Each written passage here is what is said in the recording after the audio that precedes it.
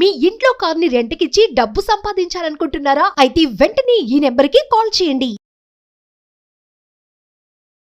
నమస్తే, welcome back to Suman TV. నేను మీ సంజయ్. ఈరోజు మనతో పాటు ఉన్నారు motivational speaker and emotional wellness coach హరిత అక్కల గారు. మ్యామ్తో మాట్లాడి కొన్ని విషయాలు తెలుసుకుందాం. నమస్తే మ్యామ్. నమస్తే సంజయ్. 1000 అబద్ధాలు ఆడినా ఒక పెళ్లి చేయమన్నారు. అంటే ఈ పదం ఇప్పటికీ ప్రతి సినిమాల్లోనే వాడుతున్నారు. నేను బయట ఎక్కడ వినలేదు ఈ మాట. మూవీస్లో అయితే చాలా విన్నా. అయితే అసలు ఇది కరెక్ట్ అని అంటారా? నిజంగా అబద్ధాలు ఆడి పెళ్లి చేస్తే బాగుంటుందా వాళ్ళ లైఫ్? నిజంగా చేయొచ్చు అంటారా? మంచిదేనా? నేను సపోజ్ నీ ముందు ఈరోజు కూర్చొని Sanjay you are such a good man అంట, బయటకు వెళ్ళినాక ఫోన్ కొడతా he such a stupid boy అంట, నువ్వు అనుకోకుండా విన్నావు అనుకుందాం, నీకు ఎట్లా అనిపిస్తుంది Sanjay? Do you feel good? ఓ ఈ అమ్మాయి ఇలాంటిదా? ఆ గుడ్ని నేను బ్యాడ్ చేసినందుకే బిట్రేయల్ టచ్ అవుతుంది మన ఎమోషన్. నన్ను మోసపోయాను, నేను మోసం చేస్తున్నారు, వీళ్ళు ఇలాంటి పర్సన్ అనుకోలేదు అని.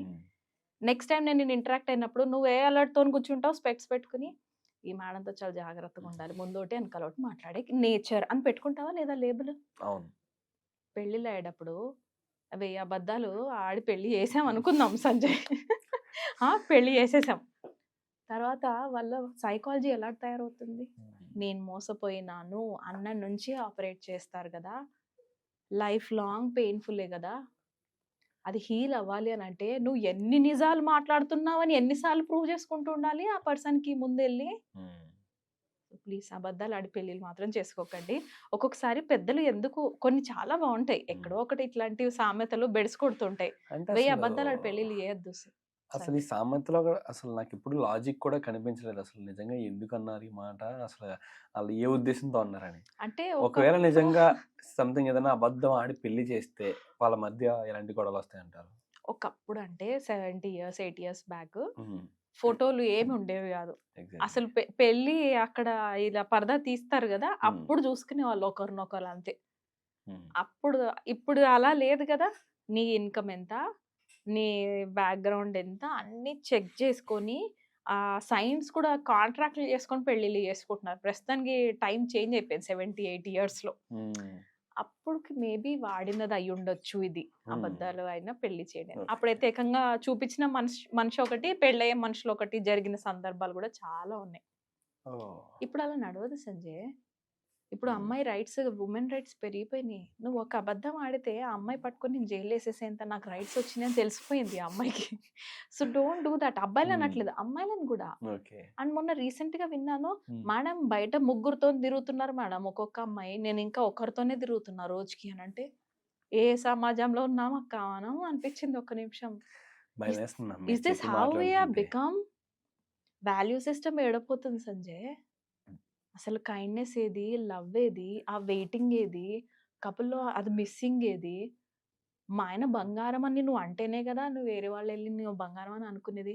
మా ఆయన మూర్ఖుడు నన్ను అబద్ధం చేసి పెళ్లి చేసుకున్నాడని ఆవిడేం చేస్తుంది, ఒక్క అబద్ధం చెప్పి పెళ్లి చేసుకుంటే అదే పిల్లలకి చెప్పి పెళ్లి చేస్తుంది. నేను ఒక ఫ్యామిలీని చూశాను సంజయ్, ఒక ట్రామా పట్టుకున్నాం వాళ్ళలో, జనరేషనల్ ట్రామా. అది కూడా ఏంటి అంటే మదర్ బాబుకి ఇష్యూస్ వస్తున్నాయి, ఫ్యామిలీ ఇష్యూస్, మెరైటల్ ఇష్యూస్. మిగతా వాళ్ళు బాగానే ఉన్నారు, ఈ అబ్బాయి మాత్రం ఫేస్ చేస్తున్నాడు. మ్యారేజ్ అయిన కొన్ని సంవత్సరాలకి, కొన్ని నెలలకే ఇష్యూస్ స్టార్ట్ అయిపోయినాయి.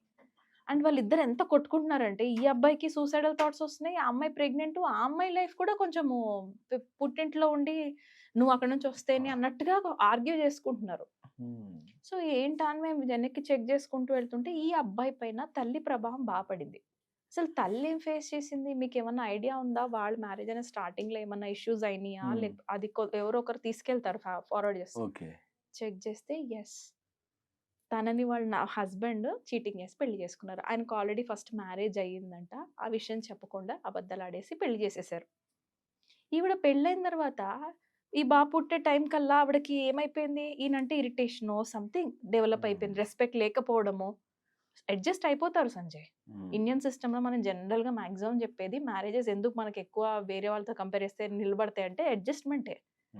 బట్ ఈ అడ్జస్ట్మెంట్ ప్రాసెస్లో ఆవిడ బిట్టర్ అయిపోయింది, రైట్? రెస్పెక్ట్ కోల్పోయింది హస్బెండ్ పట్ల. అది చాలా ఇంపార్టెంట్ ఫర్ ఏ రిలేషన్షిప్.